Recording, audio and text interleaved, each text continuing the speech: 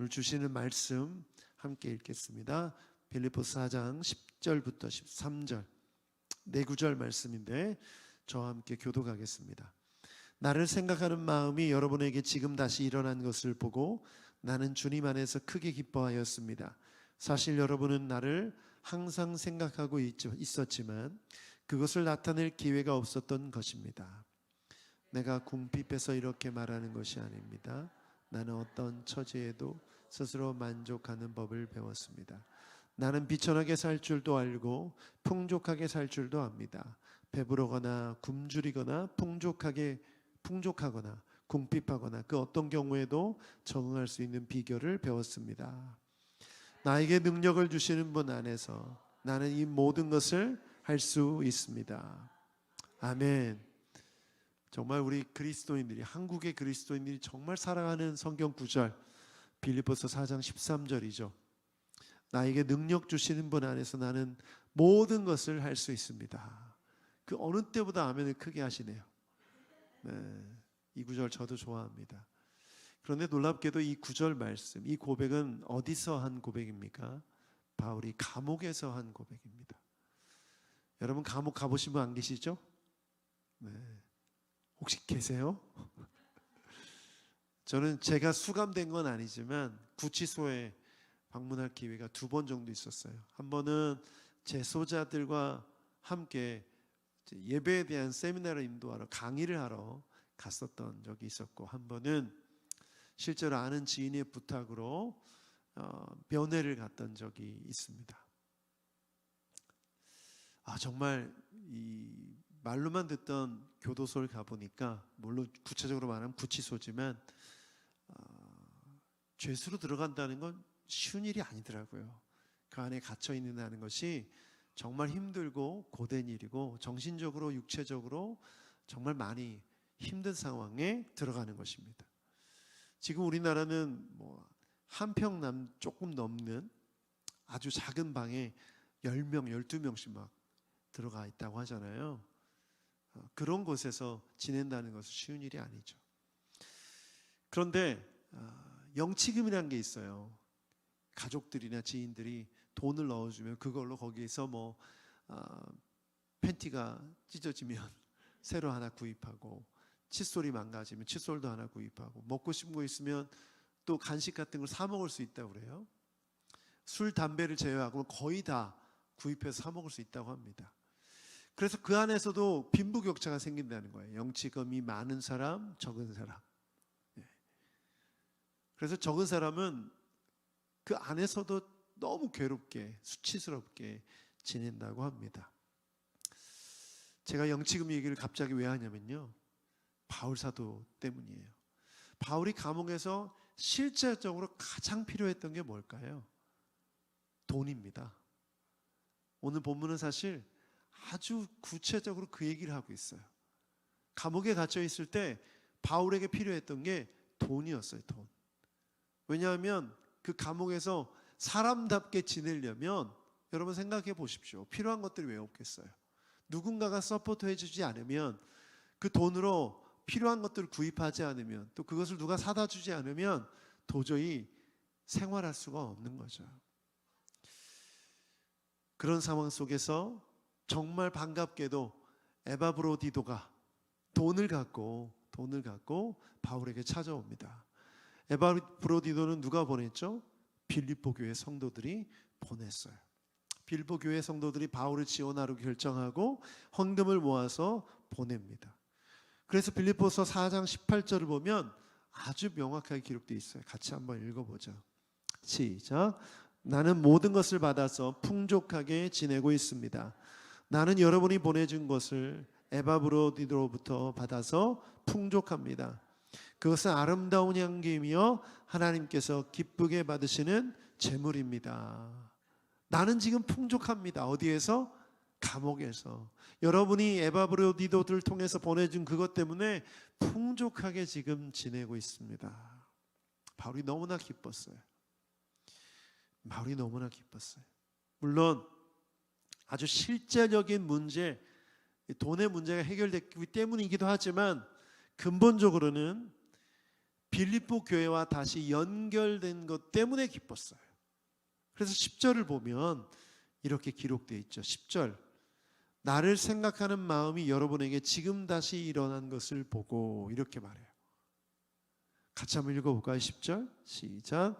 나를 생각하는 마음이 여러분에게 지금 다시 일어난 것을 보고 나는 주님 안에서 크게 기뻐하였습니다. 사실 여러분은 나를 항상 생각하고 있었지만 그것을 나타낼 기회가 없었던 것입니다.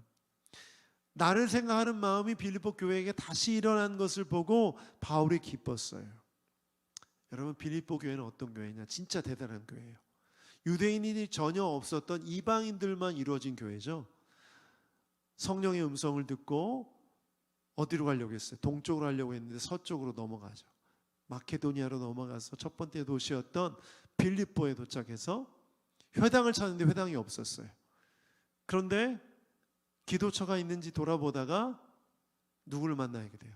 루디아를 만나게 되죠. 루디아와 그 관계된 가정과 관계된 사람들과 함께 교회가 시작된 거예요. 놀랍게도 그들은 전도 여행 중에 있었던 바울을 계속 서포트합니다. 그래서 빌립보서 4장 15절부터 16절 함께 읽어보면 그 고백이 나와요. 함께 읽어보죠. 시작.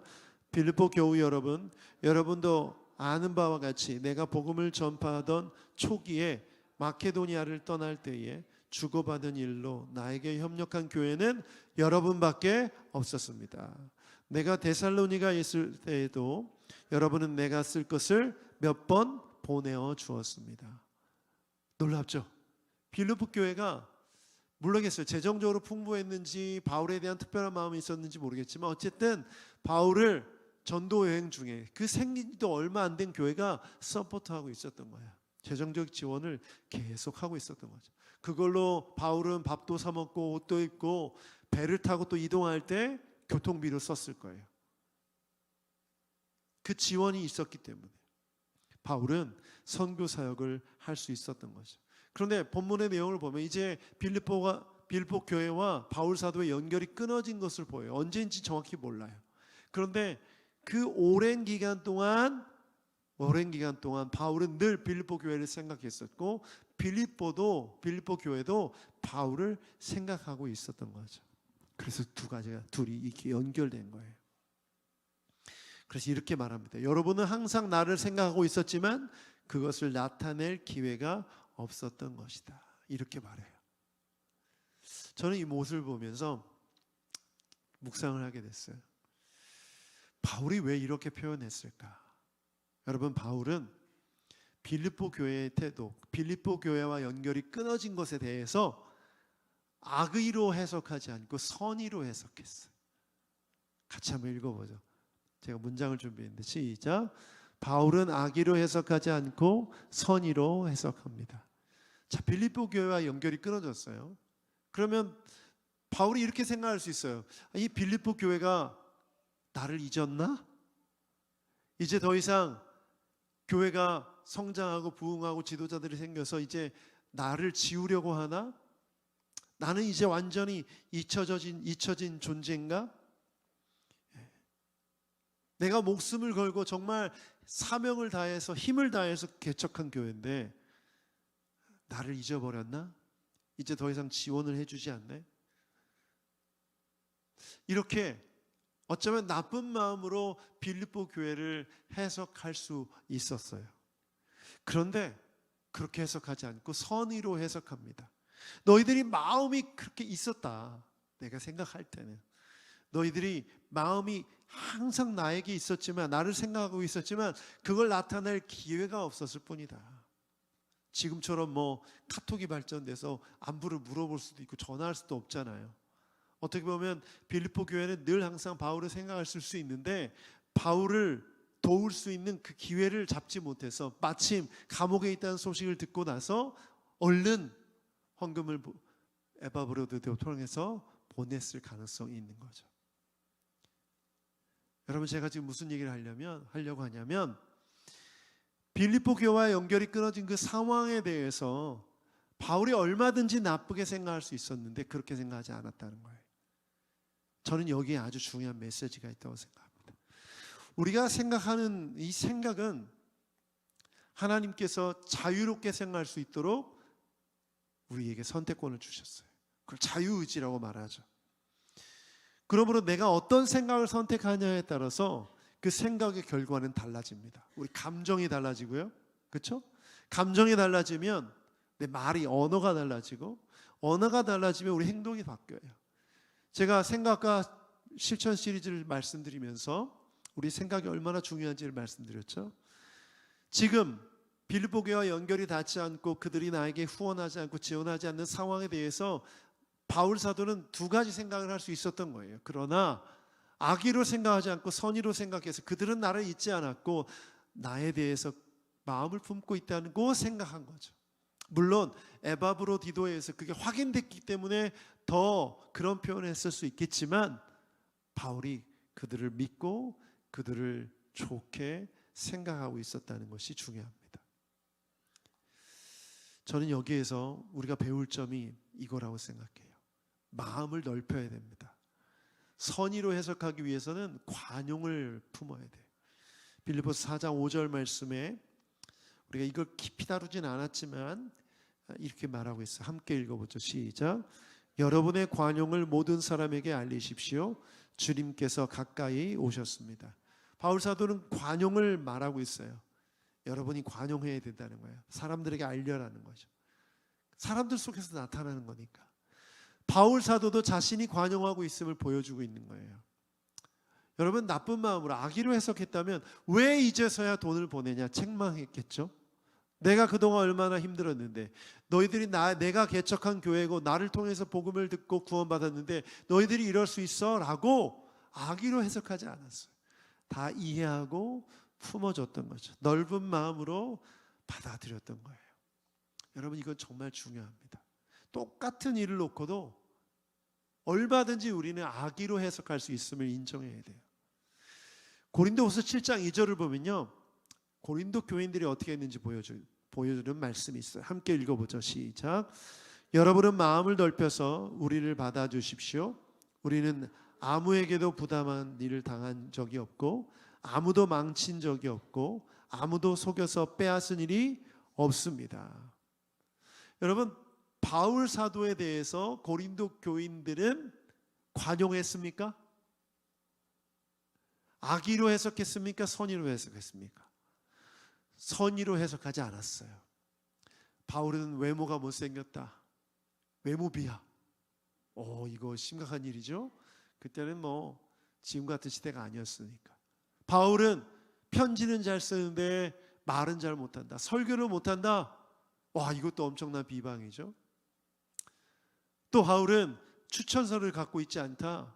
그 당시 제자들은, 또 제자들의 제자들은 편지를 들고 다녔어요. 누구의 추천이 있다는 것을. 바울 사도는 없었던 거죠. 그러니까 모든 일들을 선의로 해석하지 않고 악의로 해석해서 험담을 하는 거예요. 그리고 교회가 분열되게 하고 그걸로 인해서 교회 공동체가 하나 되지 못하고 다툼이 일어나는 거죠.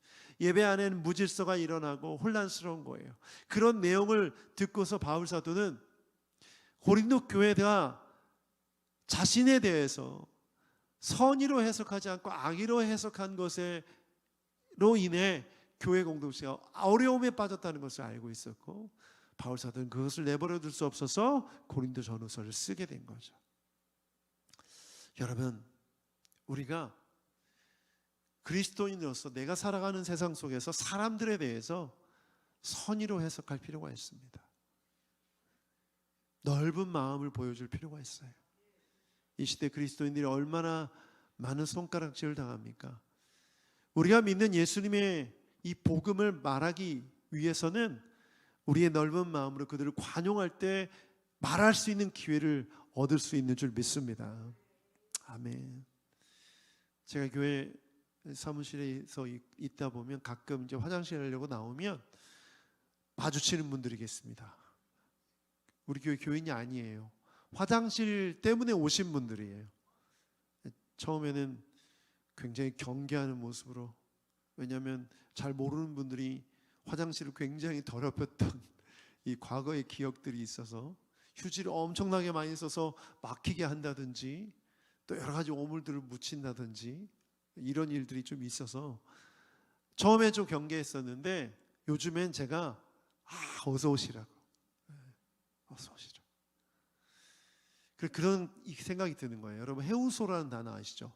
해우소. 이 단어의 뜻이 뭐냐면 우가 이제 걱정, 근심을 다 해소하는 곳이 해우소잖아요. 교회 화장실에서 걱정과 근심을 다 털어버리고 가십시오. 네, 그런 마음이 들더라고요. 그래서 요즘에 오시면은 굉장히 제가 웰컴합니다. 제가 또 안 웃으면 또 인상 쓰고 있으면 또 무섭잖아요. 그래서 활짝 웃으면서 화장실 여기, 남자 화장실 여기, 여자 화장실 여기입니다. 헷갈려서 여자 화장실 가실까봐 제가 안내도 해드리고 그러곤 합니다. 또 한 분은 이 병원에 근무하는 간호사님인데요. 제가 점심 식사를 마치고 돌아오는데 거기를 갑자기 지나가시는 거예요. 마주쳤어요. 분명히 내가 문을 잠그고 불을 껐는데 점심시간이라서. 그런데 그분이 굉장히 멋져가면서 놀라시고 저도 놀래고 불 다 꺼져 있는데 지나가셨기 때문에 제가 깜짝 놀라서 어쩐 일이라고 여쭤봤더니 이분이 이제 식사 후에 혈당을 떨어뜨리기 위해서 계단 운동을 하시는 거예요. 1층부터. 근데 예전에는 6층이 이렇게 연결되어 있었는지 6층까지 올라갔다가 계단 운동을 했는데 6층을 못 가니 이제 6층까지 올라갔다가 엘리베이터를 타고 내려가는 걸 했었는데 이제 5층까지밖에 못 한다는 거예요. 그래서 왔다 갔다 하시는 분인 거예요. 제가 얼마든지 오시라고 여기 이렇게 문 열 수 있게끔 어떻게 여는지 닫는지 알려드리고 요즘은 못 뵀는데 포기하셨는지 그런 생각이 들어요. 우리가 살아가면서 정말 우리를 해를 끼치고 또 우리를 공격하고 이런 일만 아니라면 얼마든지 우리가 베풀 수 있는 선의로 그걸 이해하고 용납하고 받아들이는 관용이 필요한 시대라고 저는 생각합니다. 교회하면 너무나 이기적이고 교회하면 자기들만 알고 자기 유익만 생각하는 단체로만 생각하는 이 시대의 상황 속에서 우리가 바울이 품었던 이 생각의 방식을 좀 배울 필요가 있어요. 여러분 어떻습니까? 누군가가 나를 서운하게 하면 그것을 선의로 해석합니까? 아니면 악의로 해석합니까? 혹시 여러분 마음 가운데 비난하고 정죄하는 마음으로 판단해버리지 않습니까? 우리가 그 사람의 상황을 다 알 수가 없어요. 우리가 하나님이 아니기 때문에 내가 봤다 해도 그게 사실인지 알 수가 없는 거예요. 어디까지나 내가 본 내 관점에서의 사실인 거죠. 그렇게 본다면 우리 그리스도인들은 마음을 열고 넓은 마음으로 관용하고 선의로 해석하는 여러분들에게 축복합니다. 그러면서 바울은 아주 중요한 메시지를 전하고 있어요. 바울은 이렇게 말합니다. 11절부터 12절 함께 읽어보죠. 11절 12절 시작. 내가 궁핍해서 이렇게 말하는 것이 아닙니다. 나는 어떤 처지에서도 스스로 만족하는 법을 배웠습니다. 나는 비천하게 살 줄도 알고 풍족하게 살 줄도 압니다. 배부르거나 굶주리거나 풍족하거나 궁핍하거나 그 어떤 경우에도 적응할 수 있는 비결을 배웠습니다. 바울 사도는 이렇게 말합니다. 스스로 만족하는 법을 배웠습니다. 만족하는 법 배웠다. 정말 중요한 표현이죠. 유튜브를 보다 보면 특수부대 출신인 군인 출신인 사람이 정말 아주 극한의 추위 속에서 캠핑하고 먹을 것이 없는데 막 땅을 파서 먹을 걸 찾아서 먹고 요리를 해 먹고 이런 영상이 있습니다. 보신 분들 계실지 모르겠는데 어떤 분들은 막 정글에 들어가서 진짜 생존하는 그런 모습들. 한때 제가 그것을 봤던 기억이 나요. 아주 극한의 상을 일부러 찾아갑니다. 그래야 조회수가 나오기 때문에. 그 모습을 보면서 그런 생각이 들었어요. 만약 그걸 보고 따라할 수 있다는 생각이 들어서 일반인들이 만약 따라한다면 얼어 죽습니다. 굶어 죽거나 다치거나. 절대 따라하지 마십시오. 절대 따라해서 안 되죠. 왜 그렇죠?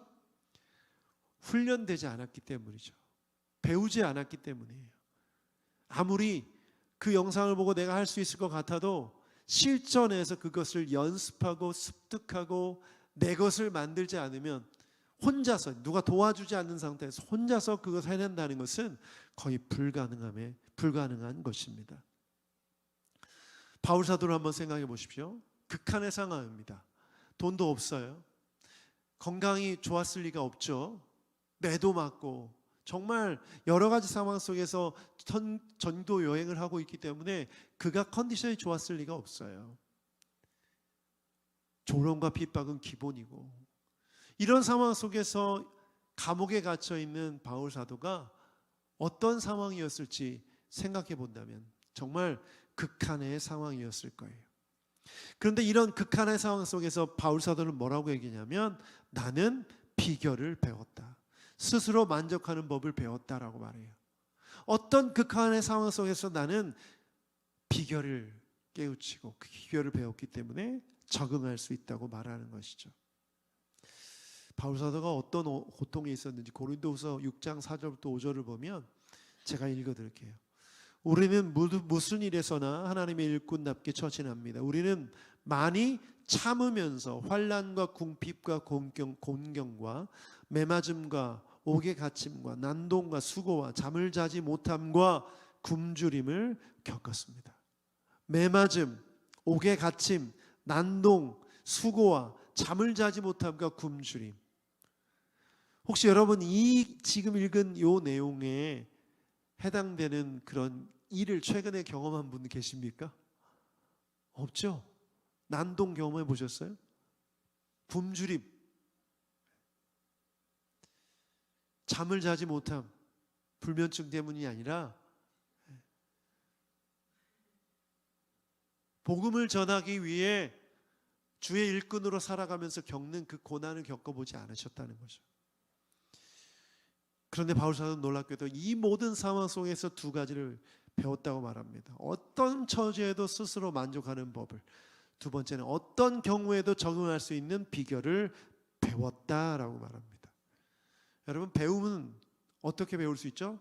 하나는 지식을 전달받아서 가르침을 통해서 배울 수 있죠. 두 번째는 뭐죠? 경험을 통해서. 바울 사도는 그리스도인으로서 어떻게 자족하고 어떻게 만족하고 어떻게 적응할 수 있는지 알고 있었을 거예요. 그런데 그 알고 있는 것을 실제로 전도 여행을 통해서 삶으로 체득하고 배우게 된 거죠. 그렇기 때문에 어떤 상황 속에서도 견뎌낼 수 있었던 거예요. 여러분, 우리가 설교를 통해서 이론은 배울 수 있어요. 아, 이렇구나. 말씀의 가르침은 이렇구나. 그런데 여러분, 그걸 가지고 삶에서 적용해서 배우지 않으면, 경험하지 않으면 절대 여러분의 것이 아니에요. 제가 자전거로 운동하면서 타이어 펑크가 여러 번 났어요. 그래서 펑크에 대비하기 위해서 유튜브 영상을 보고 연습을 한번 해봤어요. 나름 되는 것 같더라고요. 그런데 국토종주하는데 실제로 펑크가 났어요. 아침에 출발했는데 타이어가 좀 바람이 없는 것 같아서 출발하려는데 없는 것 같아서 바람을 열심히 넣었어요. 근데 출발한 지 얼마 안 돼서 또 바람이 너무 물렁물렁한 거예요. 이게 오늘 가야 될 거리가 굉장히 먼데 빨리 갈아야지 하면서 자전거를 멈춰 세우고 하는데 안 되는 거예요. 낑낑대면서 많은 시간을 허비했어요. 제가 허리론 전사님께 물어보니까 3분 컷, 2분 컷, 그러니까 능숙한 사람들은 그렇게 한다는 거예요. 저는 한 30분을 주물럭주물럭 했던 거예요. 혹시나 잘못 들어갔나 봐 체크하고, 또 이게 바람이 제대로 들어갔나, 또 빵꾸 나면 어떡하나. 분명히 제가 유튜브 영상을 보고 연습도 해봤는데 실전에 다가가서 바퀴를 빼고 튜브를 빼고 바람을 넣고 다시 끼고 해보니까 어렵더라고요. 근데 펑크가 그 이후에도 여러 번 났습니다. 이제는 5분 안에 할 수 있어요.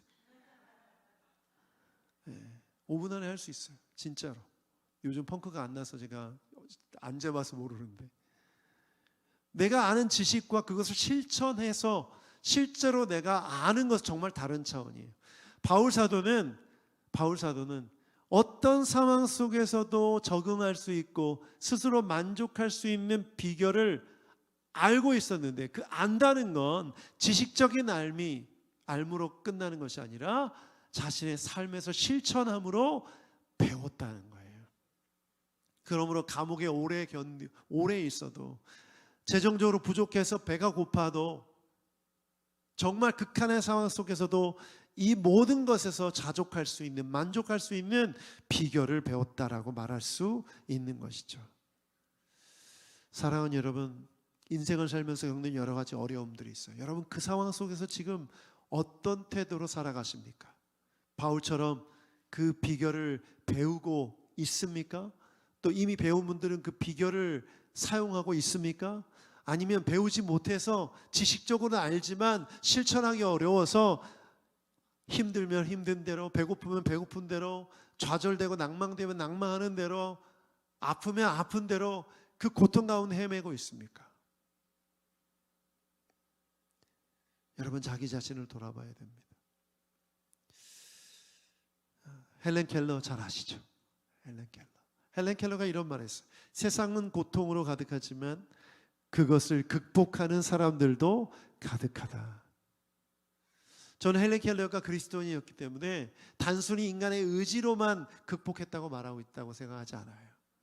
주님께서 은혜해 주셔서, 붙들어 주셔서 그 모든 고통 가운데 그것을 극복할 수 있는, 그것을 스스로 이겨낼 수 있는 힘을 기를 수 있었다고 믿습니다. 사랑하는 여러분, 지금 무엇을 배우고 있습니까? 무엇을 배우고 있습니까? 고통 가운데 무엇을 배우고 있습니까? 저는 이 부분을 보면서 돈에 대한 생각을 좀 나누고 싶어요. 지금 바울 사도가 전도 여행 중에 어떤 때는 풍족하지만 어떤 때는 또 궁핍하고, 이 모든 상황 속에서 자족할 수 있는 일체의 비결을 배웠다고 고백하는데, 정말 우리에게 이런 비결, 이런 능력이 있는가? 여러분, 돈이 강력한 이유가 뭡니까? 돈이 있으면 궁핍할 일이 없거든요. 궁핍하지 않으면 비천에 처할 일도 없죠. 여러분, 우리나라 사람들의 특징이 뭐예요? 돈 없는 사람을 무시하죠. 깔보죠. 그래서 될 수 있으면 좋은 옷을 입으려고 하고, 좋은 차를 타려고 하고, 좋은 집에 살고 싶어하는 이유가 뭡니까? 그걸로 사람들을 평가하고, 정말 못 사는 사람들을 비천하게 여기고 낮게 보는 그런 사회 풍조가 있기 때문이죠. 그래서 사람들이 무시당하지 않고 존귀함을 받고 존중받으려고 돈을 악착같이 벌려고 합니다. 돈만 있으면 궁핍하지도 않고 비천에 처하지도 않고 배고프지도 않고, 지금 바울 사도가 말한 이 모든 어려움, 인생에 겪는 어려움들을 다 극복해낼 수 있다고 생각하기 때문에 돈을 추구하는 거죠. 그래서 뼈 빠지게 돈을 위해서 일해요. 등이 휘도록. 어떤 분이 그러더라고요. 돈을 열심히 버는데 그 목적이 뭐냐? 식당 가서 가격표 보지 않고 먹고 싶은 거 주문하고 싶어서 돈 번다는 거예요. 나이 들어서 메뉴판 보고 이거 얼마네, 이런 거 따지기 싫어서 지금 열심히 돈을 벌고 있다는 거예요. 인생의 목적이 그거라는 거죠. 여러분, 어떤 생각이 드십니까? 우리가 이런 세상 속에 살고 있어요. 우리 그리스도인들도 이 돈의 영향력 아래서 예외가 아닙니다. 왜냐하면 우리도 어린 시절부터 돈의 파워, 돈의 능력을 다 알고 있기 때문이죠. 돈만 있으면 내가 이런 정말 치졸하고, 또 때로는 비루하고, 때로는 힘들고 괴로운 이런 모든 일을 다 이겨낼 수 있다고 생각을 하게 됩니다. 그런데 여러분, 그 돈을 추구하다가 결국 어떻게 됩니까? 돈 쓰고 싶을 때 죽어요. 병 걸려서 죽어요. 돈 버느라고 그 스트레스와 그 모든 힘든 걸 겪다가 죽게 되는 거죠. 돈 버느라 사람들과의 관계 다 망가지죠. 아내, 자식들과 관계 다 망가지죠. 우리 시장분들 이렇게 있는데요. 제가 시장분들하고 얘기할 기회에 있어서 그분이 그러더라고요. 시장 사람들이 돈을 버는 이유가 뭔지 아냐고. 돈 쓸 시간이 없어서 돈 번다고. 여행도 가지 않고 자녀들과 함께 가족들과 함께 좋은 시간을 보낼 시간이 없다는 거예요. 돈 벌어야 된다는 거죠. 그러면 문을 닫고 가면 되지 않냐 그랬더니 그런 말씀하지 말라고. 하루라도 며칠이라도 문 닫으면 손님이 안 온다는 거예요. 장사가 망한다는 거죠. 이게 무슨 인생의 굴레입니까? 이게 무슨 이 목줄입니까? 이게 끌려가는 거죠. 이렇게 그냥. 이런 인생을 살고 있다는 거예요. 우리 그리스도인도 예가 아니죠. 돈을 추구하면서 살아가면서 동시에 하나님을 믿는다고 말하는데 하나님을 돈 버는 일에 이용하려는 우리의 모습이 있지 않습니까? 우리의 모든 기도는 다 온통 내가 풍요롭게 지내고 내가 돈 많이 벌고 내가 윤택하게 살고 내가 내 이름이 높아지고 명예를 얻고 잘 살고 잘 먹고 이게 여러분의 기도의 목표가 아닌지 돌아봐야 하는 것이죠. 오늘 우리가 배워야 할 것이 이것입니다. 우리가 배워야 될 것은 만사형통 만수무강이 아니에요. 우리가 추구하는 것은 어떤 상황 속에서도 만족하고 자족하는 삶이 우리 신앙의 목표가 되어야 될 줄 믿습니다. 이런 사람의 특징이 있어요. 이런 사람은 감사와 찬양이 끊이지 않아요. 감사하는 사람이, 찬양하는 사람이에요.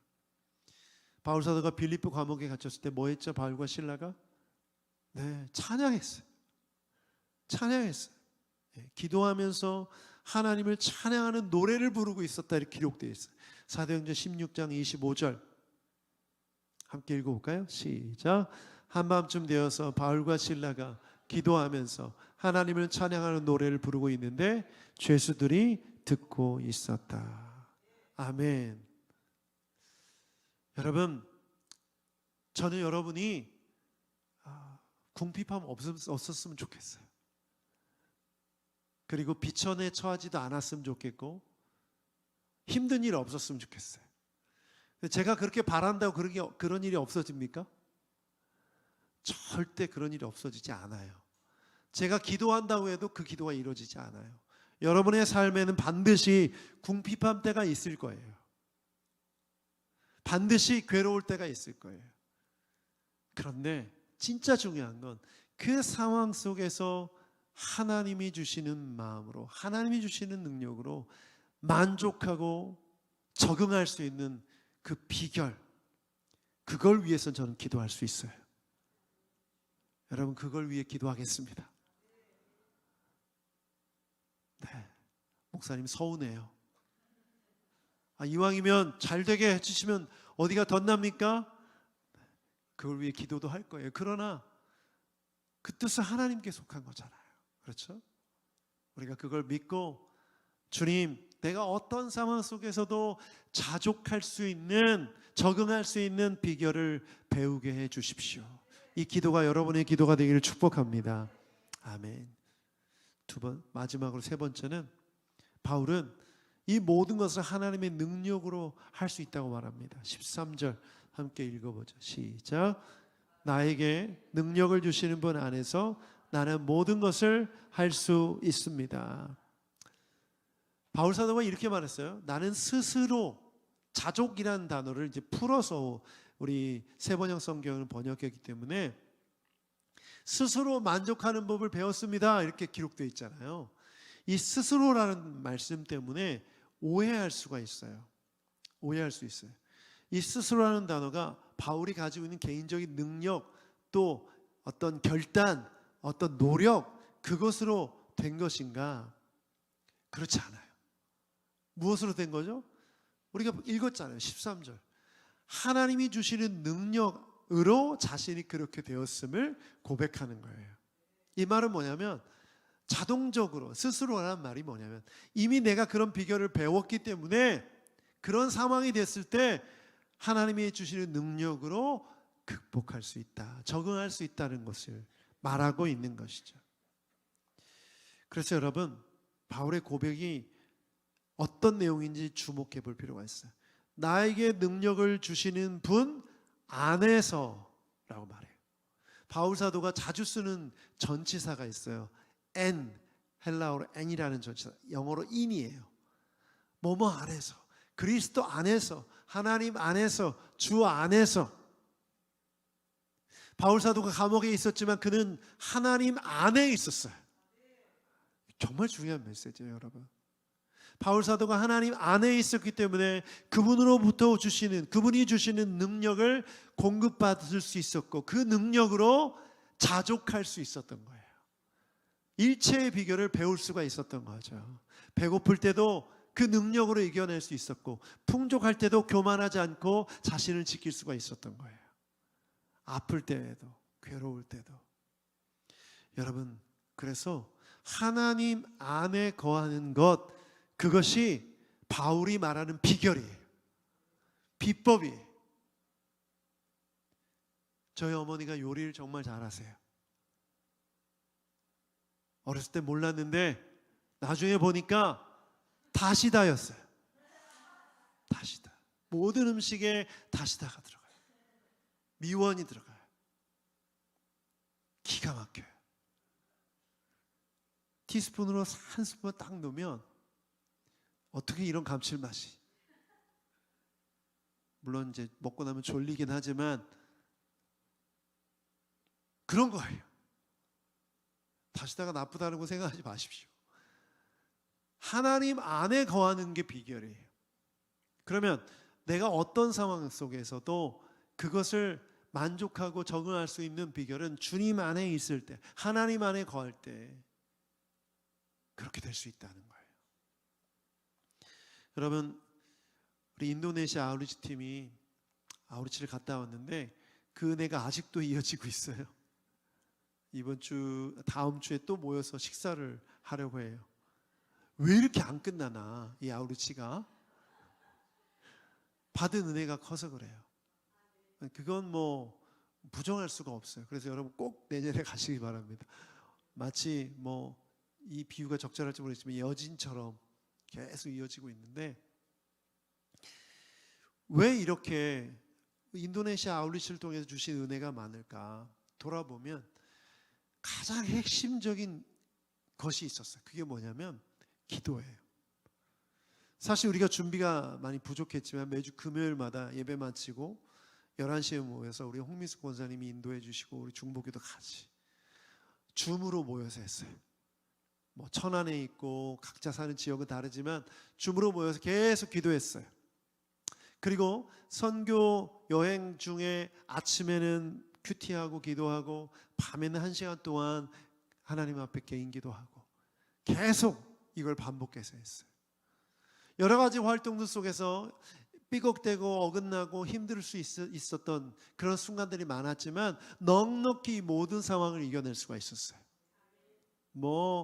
비행기 안에 물건을 놓고 오고 스케줄이 틀어지고 또 가기로 했던 교회가 바뀌고 여러 가지 상황, 여러 가지 어려운 상황이 있을 수 있었는데 그 모든 것을 다 정말 잘 지나게 되었어요.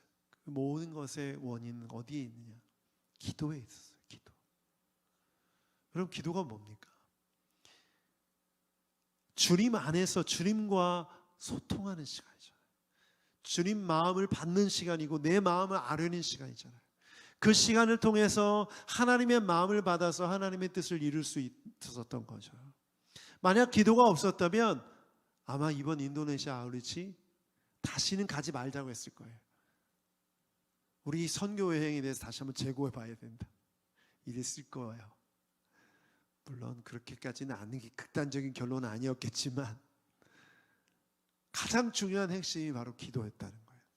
제가 여러분 무엇을 나누려고 하냐면 우리가 주님 앞에 얼마나 기도로 나아가느냐, 주님 안에서 얼마나 머무느냐가 너무나 중요해요. 예수님께서 하나님의 아들이셨음에도 불구하고 아침마다 기도하는 것, 주님 안에 머물러 주님의 뜻을 구하는 것을 멈추지 않으셨던 것처럼 바울 사도가 이 선교 여행을 감당하면서 항상 하나님 안에서, 그리스도 안에서 머무르려고 하고 그리스도 안에서 있으려고 했던 이유는 그것이 비결이기 때문에, 어떤 상황 속에서도, 그 모든 상황 속에서도 중심을 잃지 않고 갈 수 있었던 비결이었기 때문에 그렇게 할 수 있었던 것이죠. 그러므로 여러분, 우리 기도가 좀 바뀌어야 돼요. 여러분이 구하고 원하는 기도 제목, 그 모든 것들보다 주님 안에 거하기를 구하는 여러분 되길 축복합니다. 주님 안에 거할 때 뭘 주신다고요? 능력을 주신다는 거예요. 한 번 주고 끝나는 게 아니라 계속 주시는 거예요. 왜? 때를 따라 돕는 은혜를 주시니까. 지금 내 상황이 지금 풍부한 상황이어서 교만해지려고 하면 거기에 맞는 은혜를 주시는 거예요. 겸손하게 하시는 거죠. 지금 내가 비천에 처해서 너무나 괴로워 죽을 것 같아요. 당장 돈이 필요한데 돈이 없으니까 너무 괴로워요. 그걸 이길 능력을 주시는 거예요. 왜 아멘 안 하세요? 그걸 이길 능력을 주실 줄 믿습니다. 아멘. 그게 바로 기도의 능력이죠. 우리 주님은 살아계셔서 여러분의 상황에 맞게 능력 주실 줄 믿습니다. 우리가 그걸 붙들고 살아가야죠. 이걸 붙들고 살아가야 돼요. 그러면 그 사람은 가장 행복한 사람이에요. 바울 사도가 어떤 상황 속에서도 내게 능력 주시는 자 안에서 내가 모든 것을 할 수 있다, 이 고백을 할 수 있었던 이유가 바로 여기에 있는 것이죠. 저는 우리 이 말씀을 듣는 여러분 모두가, 우리 새누리교회 모두가 이 비결을 깨달아 주님 주신 능력으로 이 세상을 믿음으로 살아갈 수 있기를 축복합니다. 아멘. 이 시간 함께 찬양하고 기도했으면 좋겠어요.